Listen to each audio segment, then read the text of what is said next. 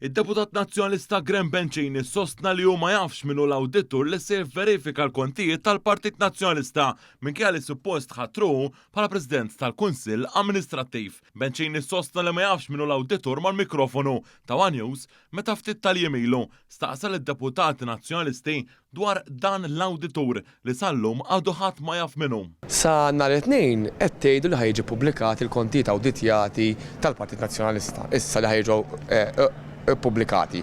Tista' tgħidilna min huma dawn l-awdituri? Jiena ma nafx min huma l-awdituri. Il-fatt li Graham Bencini ma jafx minnu l-awditur li sa 2-15 ta' Deċembru mistenni li jawditja il-kontijiet finanzjari tal-Partit Nazzjonalista turi ksur ċar tal-istatut tal-Partit Nazzjonalista. Fil-fatt l-istatut jgħid mod ċar li l-Kunsill Amministrattiv Nazzjonalista li suppost u mmexxi mill-istess Bencini għandu rwol li approva il-kontijiet tal-partit waqt li wkoll jaħtar awditur sabiex jivverifika il-kontijiet tal-partit. Dan f'paragrafu 71 ġie.